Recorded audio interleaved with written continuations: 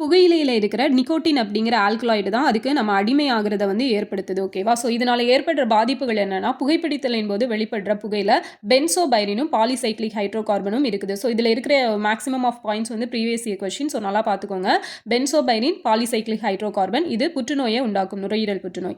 அதுபோல பார்த்தீங்க அப்படின்னா, நுரையீரலோட மூச்சு சிற்றறை லங் அல்வைலி அப்படிங்கிறாங்க. ஸோ இதில் ஏற்படுற வீக்கம் வாயு பரிமாற்றத்திற்கான மேற்பரப்பை குறைத்து எம்பைசீமா அப்படிங்கிற நோயை உண்டாக்குது. புகைப்பிடித்தலின் போது உண்டாகும் புகையில கார்பன் மோனாக்சைடு இருக்கும். ஸோ இதுதான் என்ன பண்ணுது அப்படின்னா, ஆக்சிஜன் எடுத்து செல்றதை வந்து தடுக்கும். ஹீமோகுளோபினோட ஒரு பிணைப்பை ஏற்படுத்தி ஆக்சிஜன் எடுத்து செல்ற திறனை குறைக்குது. அண்ட் புகைப்பிடித்தலினால அதிக ரத்த அழுத்தம், இதய நோய்கள் எல்லாமே உண்டாகுது.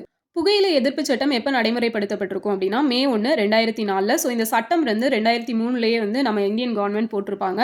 ஸோ மே 31 புகையிலை எதிர்ப்பு நாளாக வந்து அவேர்னஸ் கிரியேட் பண்ணுறதுக்காக வச்சுட்ருக்கோம். ஸோ நெக்ஸ்ட் பார்த்தீங்க அப்படின்னா டயாபெட்டிஸ் மெலிட்டஸ் அப்படிங்கிறது.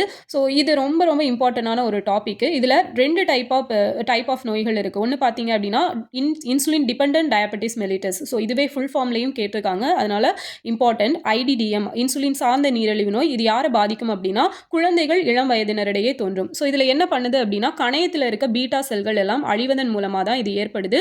போதுமான அளவு இன்சுலின் சுரக்காமல் இருப்பதனால ரத்தத்தில் குளுக்கோஸ் அளவு அதிகரிக்கிறது தான் இந்த IDDM அப்படிங்கிறது. இதுக்கு எக்ஸாம்பிள் வந்து ஹைப்பர் கிளைசீமியா அப்படிங்கிறது. ஓகேவா? டைப் 2 பார்த்தீங்கன்னா NIDDM, அதாவது நான் insulin dependent diabetes mellitus. So இதுதான் வந்து பெரியவங்களுக்கு ஏற்படுறது. கணையத்தில் சுரக்கப்படுகிற இன்சுலினோட அளவு போதுமானதாக இருக்கும். அதனால என்ன பண்ணும் அப்படின்னா, இதோட செயல்பாடு வந்து குறைவாக காணப்படும். ஓகேவா? போதுமான அளவு குளுக்கோஸ் செல்றதை இது அனுமதிக்காது. அதுதான் மெயின் ரீசன். இது பெரியவங்களில் ஏற்படுறது. இதுக்கு முன்னாடி பார்த்தது குழந்தைங்களில் ஏற்படக்கூடியது. ஸோ ஹைப்பர் கிளைசீமியா அப்படிங்கிறது ரத்தத்தில் குளுக்கோஸ் அளவு அதிகரிக்கிறது. பாலியூரியா அதிகளவு சிறுநீர் வெளியேறது. பாலிடிப்சியா நீரிழப்பினால் ஏற்படும் தாகம். கிளைகோஸ் யூரியா அப்படிங்கிறது குளுக்கோஸ் சிறுநீரில் வெளியேற்றப்படுதல். பாலிபேஜியா அப்படிங்கிறது அதிகப்படியான பசி.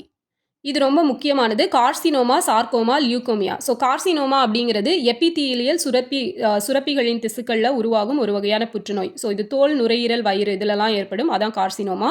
சார்கோமா அப்படிங்கிறது இணைப்பு தசை திசுக்களில் ஏற்படுற புற்றுநோய். எலும்பு, குருத்தெலும்பு, தசை, நான் இதில் எல்லாம் ஏற்படும். ஸோ லியூகோமியா அப்படிங்கிறது இரத்த புற்றுநோய். 15 வயதுக்கு குறைவான குழந்தைகளில் இது பாதிப்பை ஏற்படுத்தும். இது ப்ரீவியஸ் இயரில் நிறைய டைம் கேட்டிருக்காங்க.